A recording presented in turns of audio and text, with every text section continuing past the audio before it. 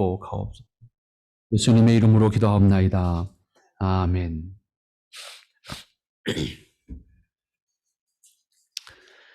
네, 오늘 본문의 말씀 다시 한번 생각하게 되는데 오늘 7절부터 살펴보도록 그렇게 하겠습니다. 교회라고 할 때 교회는 보이지 않는 하나님 나라의 보이는 형태, 비록 그것은 또 다른 차이는 있어요. 보이지 않는 하나님 나라는 완전한 나라고 이 땅에 있는 교회는 완전하지 못한 나라다. 그렇게 볼 수가 있습니다.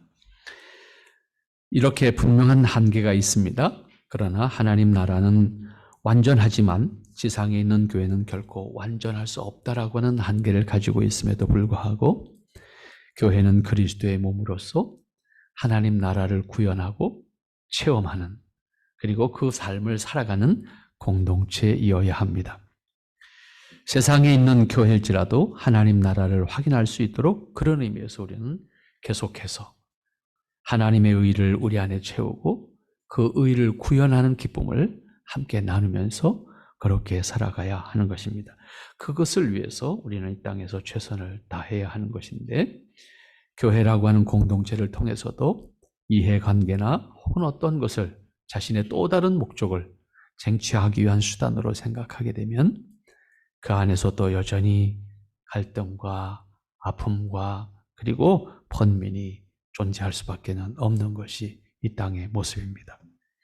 비록 부족하지만 하나님 나라를 세워가야 하는 사람들이다라고 하는 우리의 본분이 있기 때문입니다. 우리는 적어도 하나님 나라를 믿고 그 나라를 소망하는 가운데 허락받은 하나님 나라 백성이라고 하는 신분을 가지고 이 땅에 살고 있으면서 그 백성의 신분을 이 땅에서 구현해 나가는 그런 삶을 사는 겁니다. 그런 의미에서 부족하지만 이미 하나님의 인치심을 받은 사람들로서 적어도 거듭났음을 확인하고 고백하는 신분을 가진 사람들이라고 하면 그 수고와 그 과정을 통해서 우리가 하나님의 뜻을 구현해 나가는 그 기쁨을 우리가 체험할 수 있어야 합니다. 그러므로 세상에서 교회를 세워가는 일은 하나님을 믿는 사람들에게 있어서 매우 중요한 일입니다. 그 과정을 통해서 세상에서 하나님 나라를 우리가 조금 맛볼 수 있고 또 그것을 구현하는 데 있어서 하나님의 은혜가 얼마나 큰 것이었는지를 또한 체험할 수 있어야 되는 거예요. 왜? 우리가 하는 것만큼 다 되면 하나님 은혜를 우리가 아마 확인하지 못할 거예요. 하나님의 은혜로 밖에는 소망이 없다는 사실을 우리가 사실은 노력하면 노력할수록 그것을 고백할 수밖에 없는 것이 우리의 현실이기 때문입니다. 또 미완성이지만 그리스도의 몸을 이루면서 우리가 서로 지체의 관계도 그런 의미에서 이해하고 또 살피고 확인하고 또 후회하고 이런 것들을 우리가 경험하게 됩니다. 예수님의 중보와 하나님의 사랑을 통해서 하나님의 자녀로 부름을 받은 사람들이기 때문에 함께 모이면 주님의 자녀로, 그리고 궁극적으로는 그리스도의 몸을 이루고 있는 지체들로, 더 나아가서는 하나님 나라의 백성들로 우리가 서로 어떠한 모습이어야 할까라고 하는 것을 우리는 확인할 수가 있어야 합니다. 그것은 하나님 나라에 합당한 자신을 만드는 과정이 필요하다는 것을 스스로 깨닫게 되는 것이고 그것을 인정할 수밖에 없는 것이고, 역시 그 과정 속에서도 우리가 고백하게 되는 것은 주님의 은혜가 아니면 나의 노력으로는 안 되는 거였구나 라고 하는 것을 고백하게 되므로 우리는 다시 그리스도 안에 있지 않으면 안 되는 사람, 이것을 고백하게 되는 겁니다. 이 땅에서는 하나님 나라를 체험하면서 예수님을 머리로 하는 지체들이 서로 섬기는 과정을 통해서 하나님 나라의 백성으로서 살아가는 것을 배우는 겁니다. 그것이 교회라고 하는 공동체로서 함께 해야 하는 이유입니다.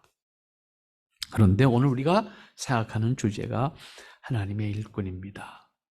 그러면 하나님의 일꾼으로서 우리가 1절부터 쭉 생각해 왔는데 오늘 먼저 7절 말씀, 뭘 말씀하고 있습니까?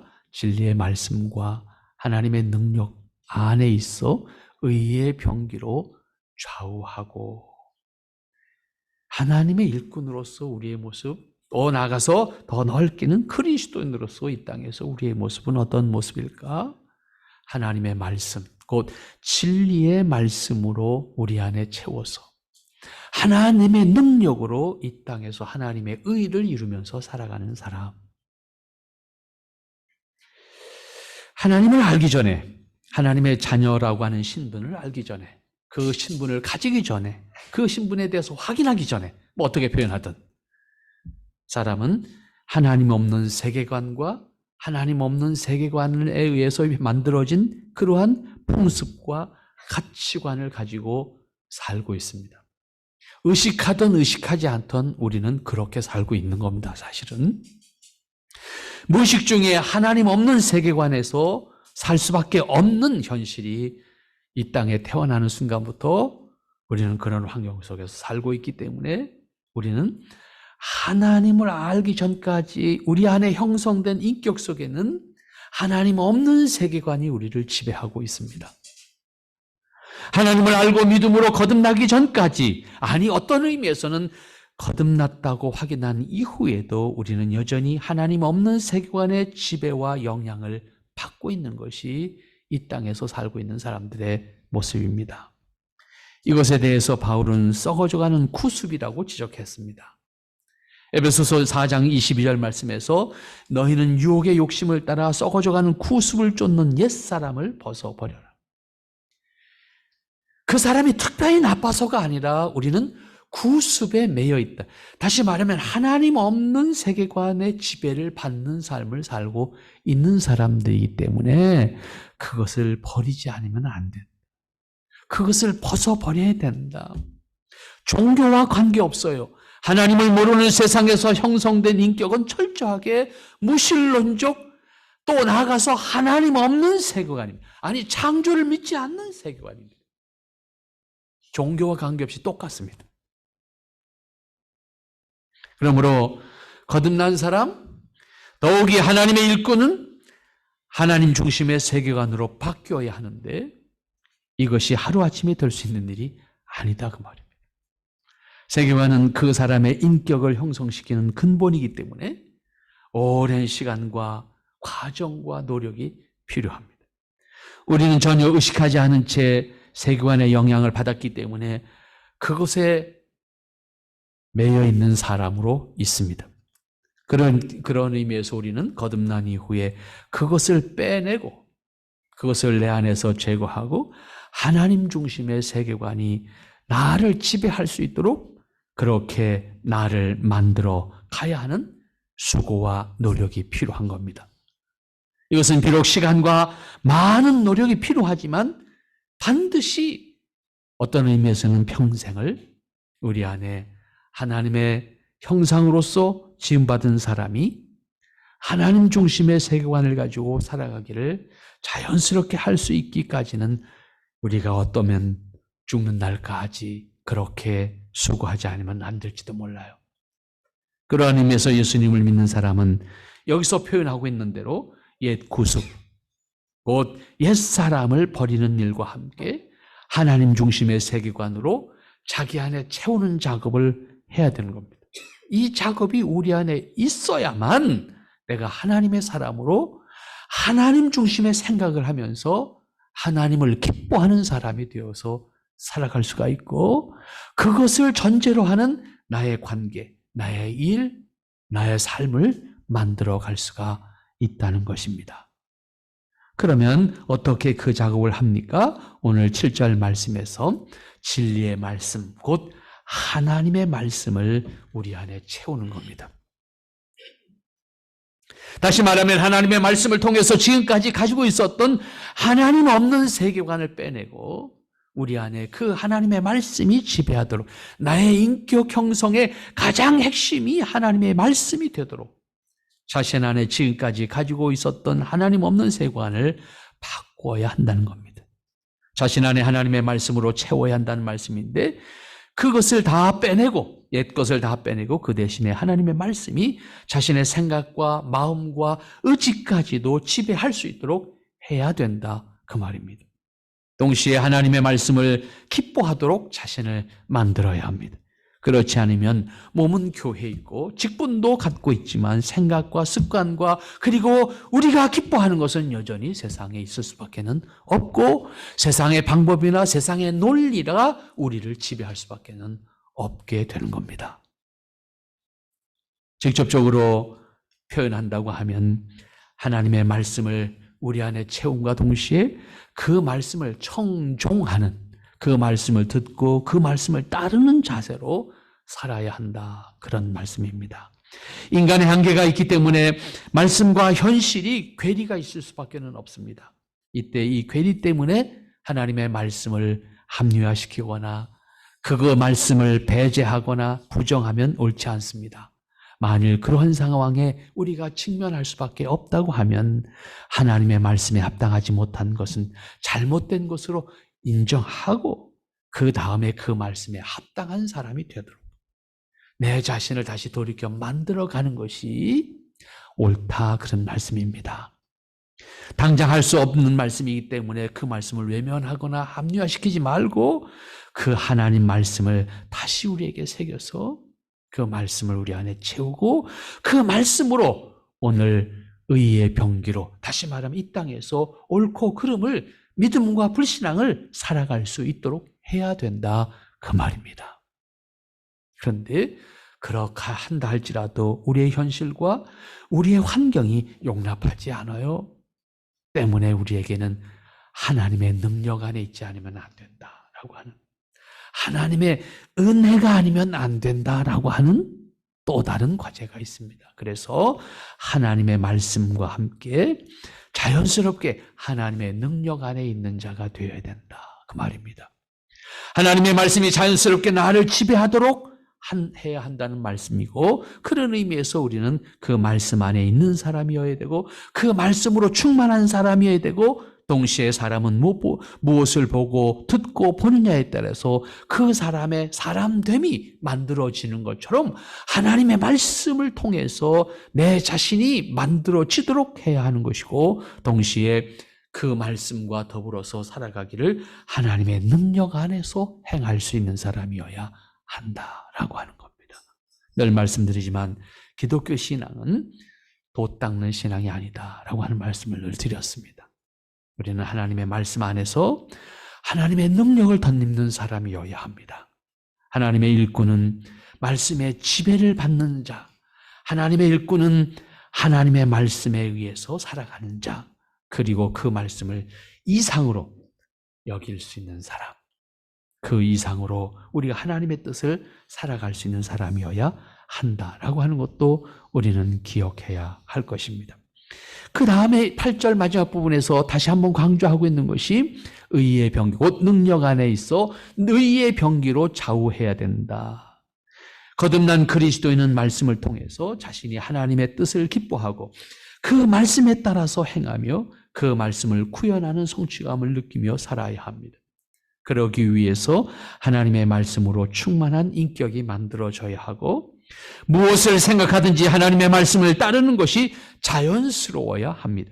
처음에는 교회에 다니기 시작하는 초기에는 교회 생활 자체가 참 부담스럽고 부자연스럽습니다.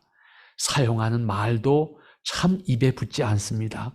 그래서 내가 여전히 세상에서 하던 단어들이 그냥 툭툭 튀어나옵니다. 그래서 거북하고 입에 붙지 않는 말을 사용하면서 스스로가 참 부끄럽다라고 하는 생각을 느낄 때도 있습니다. 그런가 하면 옛 습관이 그대로 표현되기도 합니다. 그러한 어려움이 어느 날 사라지고 교회 생활에 녹아들면 내 행동이, 내 말이 자연스러워집니다. 다 우리 경험한 이야기잖아요. 그런 과정을 통해서 내가 오늘 모습이 된 거잖아요. 다르지 않아요. 그것을 좀 더 심화하는 과정이 필요하다라고 하는 거죠.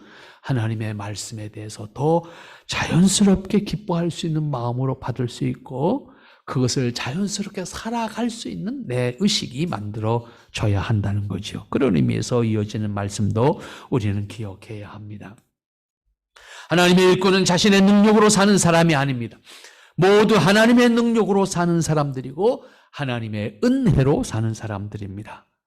거듭나기 전까지는 모든 것이 자신의 능력이었고 자신의 지식이었고 자신의 어떠한 재능이었다라고 생각함으로 말미암아 자신의 능력을 근본으로 해서 살았습니다. 모든 계획과 판단과 행함에 있어서 기준은 철저하게 자신의 지식이고 자신의 경험이고 자신의 능력이었습니다. 그러나 하나님의 사람은 특별히 하나님의 일꾼은 그 모든 것을 내려놓고 하나님의 능력 안에서 행할 수 있어야 합니다. 예를 들어서 자신의 지혜나 힘까지도 하나님의 능력의 도구가 되도록 해야 되는 것이고 하나님의 능력으로 쓰임받는 사람이 되어야 하는 것이고 그것이 자신의 도구가 아니라 하나님의 도구로 쓰임받는 자세로 사용할 수 있어야 한다는 것입니다. 그렇게 될 때 내가 가지고 있는 능력이 내 능력이 아니고 하나님의 권세에 의해서 하나님의 권세를 드러내는 도구가 될 수가 있고 동시에 그것을 사용하시는 하나님이 내게 감당할 수 있는 능력, 내게 상상도 못한 일까지도 내가 감당해낼 수 있는 능력을 내게 주신다라고 하는 것을 우리는 체험하게 됩니다. 어떤 사람은 경험이, 어떤 사람은 지식이, 어떤 사람은 돈이, 어떤 사람은 사회적인 지위가 있습니다. 그것을 사용하는 것은 그것을 소유한 사람입니다. 세상에서 그것은 당연한 일입니다. 그렇지만 하나님의 일꾼, 곧 하나님의 자녀의 입장에서 그리고 교회에서는 그것이 전적으로 하나님의 능력의 도구가 되도록 사용해야 합니다. 사람에게 어떠한 능력이 있어도 그것은 하나님께서 위탁하신 것이고 하나님의 뜻을 드러내도록 사용하게 하신 도구입니다. 하나님이 사용하시는 능력의 도구가 되었을 때에 그 능력은 그리고 그 수단은 내가 가지고 내 뜻대로 행할 때보다도 몇 배나 아니 우리가 감당할 수 없는 엄청난 일들을 감당하게 한다는 사실입니다. 그런 의미에서 자신에게 주신 달란트와 함께 자신의 능력을 개발하는 것은 반드시 해야 될 또 하나의 인간으로서의 도리고 책임입니다. 어떠한 의미에서는 하나님께서 사람을 사용하실 때 그 사람이 자신을 개발한 만큼 사용한다고 할 수가 있습니다. 실제로 그렇습니다. 사람이 얼마나 준비했느냐에 의해서 그만큼 사용하신다는 말씀입니다. 그러나 똑같은 능력, 똑같은 돈, 똑같은 권세라고 할지라도 하나님의 능력에 의해서 쓰임받을 때는 그것이 그 가치 이상의 것을 아니 그 가치를 훨씬 넘어서는 결과들을 얻어낼 수 있다는 사실을 기억해야 될 것이고 동시에 나를 사용하시는 하나님, 나의 인생을 통해서 드러내시고자 하는 하나님의 뜻에 순종하는 우리의 삶이 될 때 우리의 삶이 나 살았어, 나 몇 년 살다 죽었어가 아니라 그 삶 속에서 나를 통해서 하게 하신 일들이 얼마나 기적 같은 일들인지를 고백하게 된다는 사실입니다. 그런 의미에서 여러분들은 하나님 앞에 쓰임받는 곧 하나님의 능력의 도구가 되어서 여러분의 삶이 있고 그 삶을 살아냈을 때 여러분에게 주어졌던 것들이 얼마나 기적 같은 일들이었는지를 고백할 수가 있어야 합니다. 그것은 어떤 특정한 사람에게만 주어진 것이 아닙니다. 우리 모두에게 주어진 것이고 우리 모두는 그렇게 살아야 합니다. 또한 사람에게 주신 능력은 지극히 작은 것에 지나지 않습니다. 하나님의 능력, 하나님의 지혜, 하나님의 권세에 비하면 사람이 가지고 있다는 것이 참 별 볼 일 없는 것 아닙니까? 그런데 그 작은 사람들이 쓰임받을 때 엄청난 역사들이 일어난다는 것을 우리는 볼 수가 있습니다. 하나님의 능력의 도구가 됐을 때는 그렇습니다. 지난 월요일날 지난 월요일인가? 맞죠? 지난 월요일 촬영을 위해서 부여를 다녀왔습니다. 하도 오랜만에 갔는데 어디가 어딘지도 잘 모르겠더라고요. 그런데 가면서 뭘 얘기해야 되나 옛날에 써놨던 원고들을 뒤져보니까 생각이 하나도 안 나요. 처음 보는 얘기 같아. 그래서 열심히 읽으면서 내려갔습니다. 살펴볼 때 다시 새삼스럽게 느끼시는 거예요. 새삼스럽게. 사실은 우리나라 침례교회가 강경, 부여, 공주에서 시작합니다. 우리나라 침례교회가. 침례교회 선교부는 사실 서울 지금 경복궁 앞에 지금 서울 경찰청이 있는 그 자리가 사실은 침례교 선교부가 제일 처음에 자리를 잡았던 곳인데, 서울에서는 선교가 안 되고 강경에서 교회가 딱 생겼어. 강경으로 가는데, 강경은 너무 그렇고, 그러니까 공주에다 선교부를 만들고 공주 강경에다가 제일 처음 교회가 세워지는데, 그 첫 번째 세워지는 교회들이 강경, 공주, 그 다음에 부여에 있는 칠산교회라는 교회였습니다. 그래서 지난번에 강경교회나 뭐 여긴 소개를 했으니까 칠산교회를 갔습니다.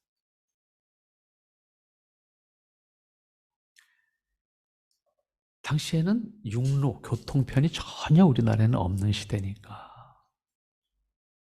전부 걸어서 다니는 거잖아요. 길이라는 게 없었던 시대니까. 신장로의 개념의 길이 없는 시대니까. 그러니까 배를 타고 뱃길이 제일 중요한 통로예요. 당시에는. 배가 갈 수 있는 길이 가장 빠른 교통 방법이고 가장 많은 물건을 실어 갈 수 있는 방법이니까 뱃길이. 근데 금강을 따라서 쭉 올라오면 우리가 잘 아는 공주 백마강, 이렇게 거쳐 부여 백마강 공주로 올라가는 거예요. 그게 올라가면 대전의 금강이 되는 것이고, 그 올라가면 그게 이제 무주구천동까지 가는 거기. 이렇게 가는 물길인데 그 물길을 따라서 선교사님들이 배를 가지고 다녔어요. 그런데 그 강경의 성결교회가 처음 어떻게 시작됐을까? 미국에 있는 엘라싱이라고 하는 사람이 소녀가 있었어요. 그 아이가 어려서 죽었어요. 근데 그 부모가 재산이 있었어요. 아이들한테 다 재산을 분할해서 줬어요. 이 아이가 죽었어요. 그 아이의 이름으로 기념사업을 하나 하자. 그래서 오늘 말하면 법인이 만들어졌어요. 재단이 만들어졌어요. 그래서 엘라싱 기념선교회라는 단체가 만들어진 거예요. 그 기금이 한국에 선교사를 보낼 수 있는 침례교 선교사를 보낼 수 있는 상황이 된 거예요. 그래서 첫 번째 신자가 강경의 장사꾼이 첫 번째 시작이 된 거예요. 그래서 자기 집에다가 예배를 드리기 시작해서 이 교회 시작이 된 거예요.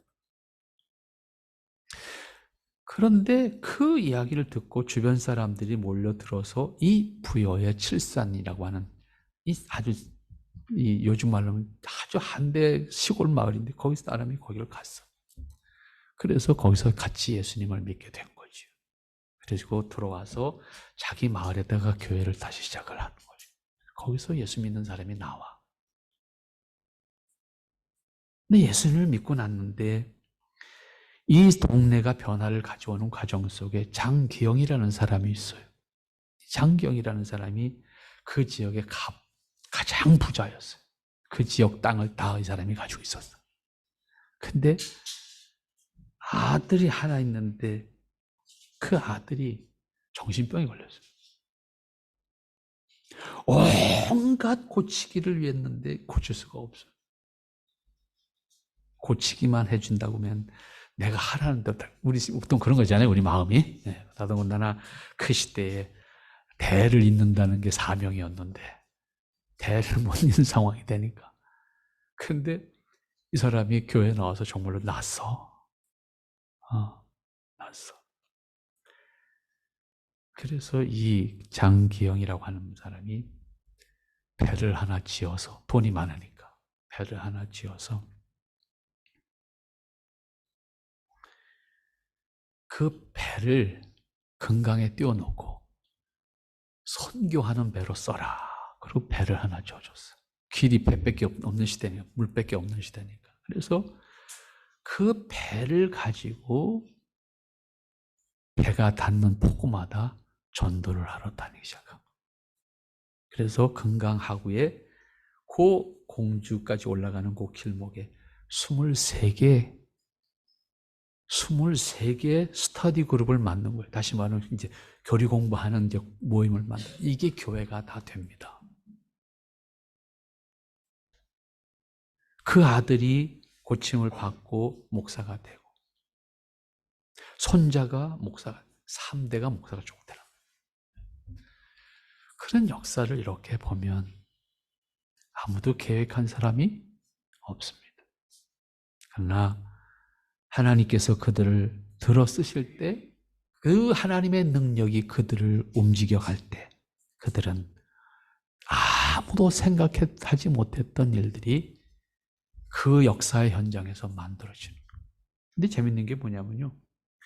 강경 부여서부터 그 금강을 따라서 부여군과 서천군으로 이어지는 그 강변으로 쭉 가다 보면요.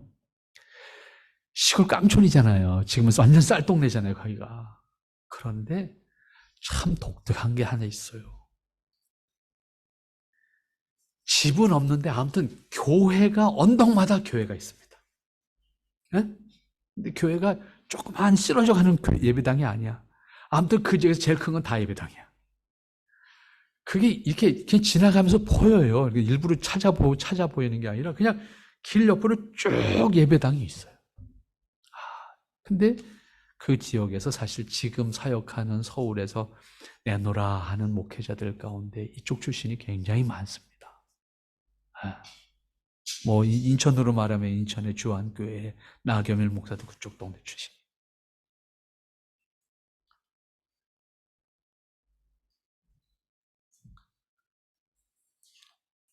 우리에게 주신 하나님의 은혜와 능력과 달란트 모든 우리에게 주어진 시간까지 하나님의 능력의 도구가 돼서 그 능력의 쓰임을 받는다고 하면 나의 의를 드러내는 것이 아니라 하나님의 의를 드러내고 나의 뜻을 드러내는 것이 아니라 하나님의 뜻을 드러낸다는 사실을 꼭 기억하시기 바랍니다.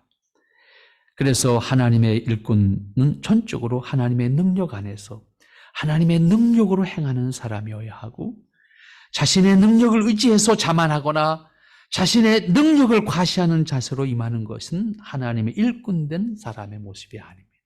이것은 기본적으로 그리스도인으로서 살아가는 모습도 아닙니다. 그것은 하나님 모르는 사람과 같습니다. 그리스도인은 전적으로 하나님의 능력 안에서 하나님께서 행하시도록 해야 합니다. 이때 그리스도인은 전적으로 수동적인 입장입니다. 이때 수동이어야 한다는 말은 하나님께서 나를 사용하게 하셔야 한다는 의미입니다. 이것에 전적으로 동의하고 자신이 최선을 다하는 것, 그런 의미에서 그냥 가만히 앉아 있어야 된다는 이야기 아닙니다. 내 의지가, 내 판단이 분명히 하나님의 능력에 사로잡힌 자로서, 능력을 드러내는 자로서 내가 최선을 다하지 않으면 안 된다.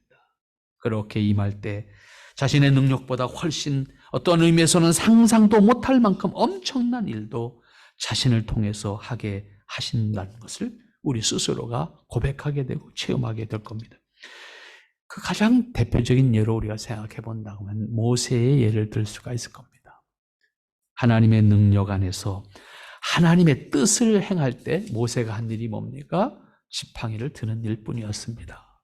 그러나 그것이 전부였지만은 그가 지팡이를 드는 것을 통해서 하나님은 홍해바다를 가르신 겁니다. 모세가 홍해바다를 가른 거 아니잖아요. 그는 지팡이를 들었을 뿐입니다. 하지만 그 바다를 가르신 것은 하나님입니다. 지팡이가 그 무슨 능력이 있어요? 지팡이가 능력을 발휘한 거 아니잖아요. 우리가 하나님 앞에서 어떤 존재예요? 우리가 얼마만큼 능력이 있어서 하나님의 일을 한다고 말할 수 있습니까? 아닙니다. 우리는 작은 모습이지만 나를 하나님이 쓰시겠다 했을 때 하나님은 나를 통해서 하나님의 뜻을 드러내신다는 것 기억해야 합니다. 이것이 하나님의 능력 안에서 하나님의 능력으로 행하는 모습입니다. 오늘 여러분, 우리는 하나님의 말씀 안에 있어야 하는 사람, 동시에 하나님의 능력 안에서 하나님의 의를 살아가는 사람, 하나님의 의를 섬기는 사람으로서 그리스도인이고 일꾼이어야 된다라고 하는 사실을 기억할 수 있기를 바랍니다. 다음 이어지는 9절과 10절 말씀을 보면 사실은 다양한 케이스를 말하고 있지만 이야기하고자 하는 것은 하나입니다. 무명한 자 같으나 유명한 자요, 죽은 자 같으나 보라 우리가 살고 징계를 받는 자 같으나 죽임을 당하지 아니하고 근심하는 자 같으나 항상 기뻐하고 가난한 자 같으나 많은 사람을 부유하게 하고 아무것도 없는 자 같으나 모든 것을 가진 자로다. 바울이 자신을 말하는 거예요. 자신의 이름. 그런데 왜 이런 말을 했어요? 바울은 사도였어요. 하지만 사도로 인정하지 않아요. 앞에서는 사도라고 말하는데 뒤에 가서는 비꼬고 무시하고 부정합니다.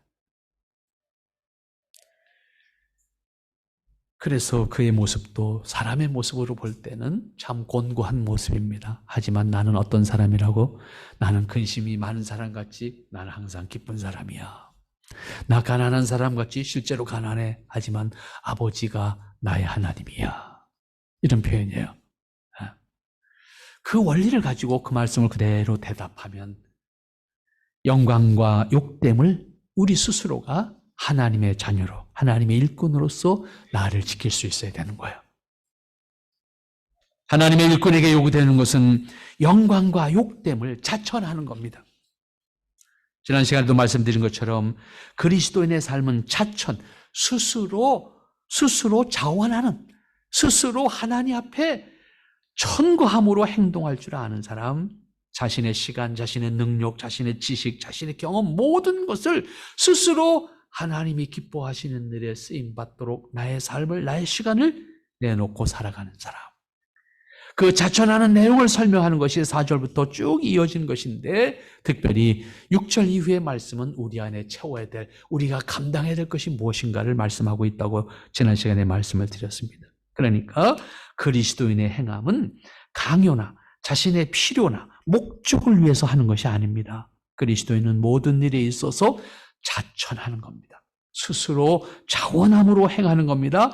필요도 목적도 강요에 의한 것이 기본적으로 그리스도인의 자세가 아니다라고 하는 것을 우리는 기억해야 합니다. 그런데 여기 9절과 10절 말씀에서는 하나님의 일꾼에게 있어서 우리가 분명히 의식해야 될 중요한 교훈을 말씀하고 있는데 그것은 하나님의 일꾼이라는 것 때문에 어떤 상황에서도 우리는 영광에도 처할 줄 알고 또한 반대로 욕된 상황에 처하는 상황이 있다 할지라도 나의 신분, 나의 역할, 나의 본분에 대해서 변함이 없다.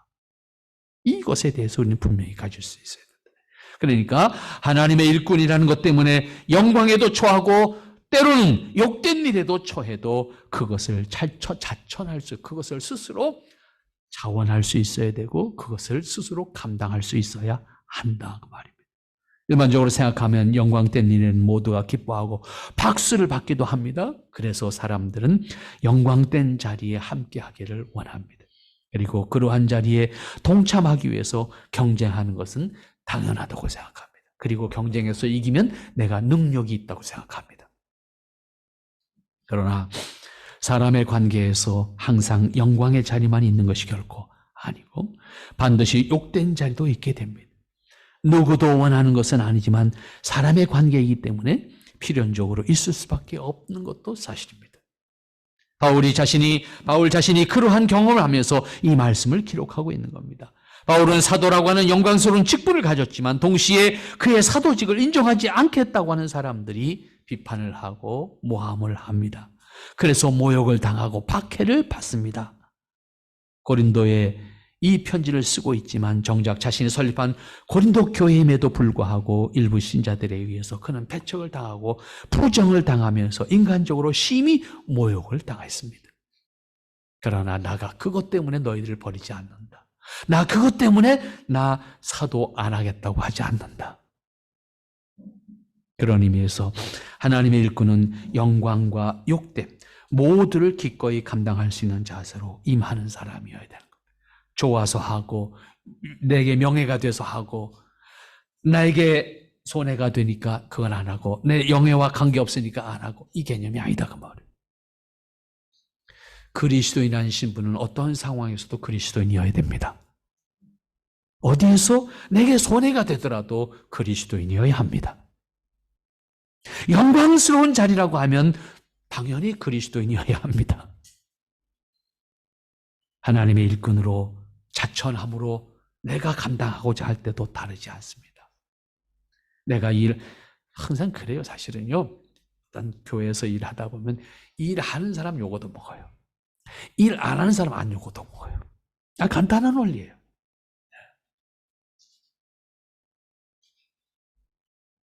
여러분은 어떤 거 하시겠습니까?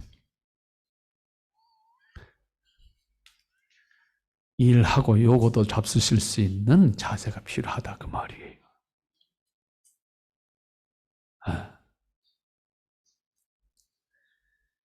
영광의 자리에도 때로는 욕된 자리에도 설 수 있는 자세가 일꾼의 자세다 그 말입니다. 그러한 극과 극의 상황을 경험하지 않는 것은 복입니다.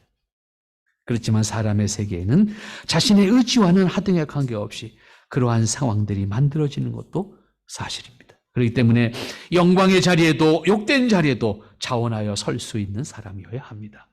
그때에도 누구를 탓하거나 그 책임을 전가하는 것이 아니라 하나님의 일꾼이기 때문에 기꺼이 최선을 다해서 감당하려는 자세가 내게 있어야 한다 그 말입니다.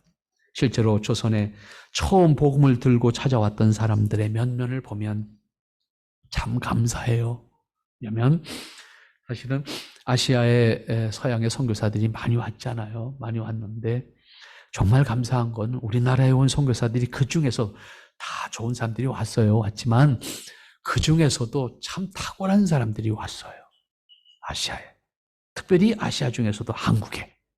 그게 한국교회가 처음서부터 기초를 잘 만들 수 있는 원인이었다라고 하는 것도 우리는 분명히 감사한 일 가운데 하나예요. 이 미개한 조선을 찾은 것은 이곳에 어떤 영광을 받기 위해서 그 사람들이 왔습니까? 오히려 그들은 자신의 나라에 있었으면 나름 당시에 최고의 대우를 받을 수 있는 사람들이었습니다. 그런데 그런 자리들을 다 내동댕이 치고 왔거든요. 초기에 온 선교사들 가운데 그런 분들이 많아요. 호남에 왔던 린턴 선교사 같은 사람은 요즘으로 말하면 애플의 최고 경영진에 합류할 수 있는 그런 자격을 받았어. 졸업할 때 아예 최우수로 졸업했으니까 아예 스카웃 됐어. 근데 그걸 내던지고 일로 온다고. 여기 아무것도 없는데. 어느 날부터 팍팍 정말 생고생 해야 되는 이곳을 오는데 그 사람 같은 경우는 아예 서울도 안 와. 목포로 들어서 바로 군산으로 갔다고. 첫날부터.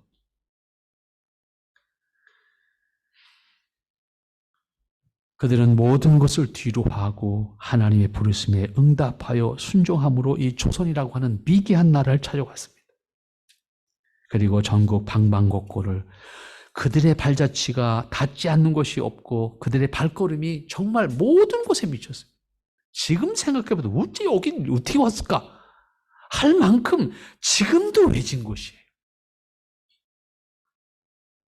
거기에 왔다는 거야. 현장에 가면 왔던 흔적이 있어요. 지금은 다 돌아가셨습니다만은 제가 처음 발굴을 시작할 때 90년대 초만 하더라도 생존한 사람들이 많이 있었어요. 어렸을 때 선교사 봤다는 사람들이 많이 있었다고. 선교사가 쪼락말 타고 왔다는 이야기를 들려줬던 할머니, 할아버지들이 생생해지고. 지금은 이제 그 세대가 다 이제는 그것을 고백해 줄 수 있는 분들은 이제 다 대부분 돌아가셨죠. 그런데 그들이 지나간 발자국에는 복음이 심겨졌고 그들의 발자취에는 하나님의 사랑이 심겨졌습니다. 그들은 어떤 다음의 목적을 위해서 이곳에 와서 그러한 수고를 한 사람들이 아닙니다. 자신들의 명예를 위해서 이 땅에 와서 그렇게 수고하는 일을 자원한 사람들이 아닙니다. 오히려 병에 걸려서 고향으로 돌아가서 고치고 돌아오지 못하고 거기서 죽을 때 유언은 나는 한국 땅에 갖다 묻어줬으면 좋겠다. 그래서 죽은 다음에라도 돌아왔다고요. 한국으로. 이처럼 영광과 욕된 자리를 피하지 않고 자원하는 사람. 그것이 그리스도인의 모습이고 그것이 하나님의 일꾼의 모습이어야 된다라고 하는 것을 오늘 바울 자신이 당하는 상황을 통해서 우리에게 말씀해 주고 있어요. 여러분, 우리 이 땅에 사는 날 동안 그렇게 자원함으로 하나님의 사람으로 살아가는 우리 함께 되도록 하십시다.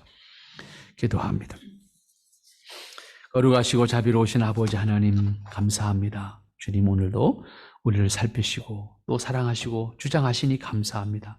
아버지 하나님의 사랑과 은혜로 우리를 살피시고 축복하시고 인도하셔서 더 아름답게 더 귀하게 하나님의 뜻을 살아가는 우리 모든 지체들 되게 하옵소서. 예수님의 이름으로 기도합나이다. 아멘.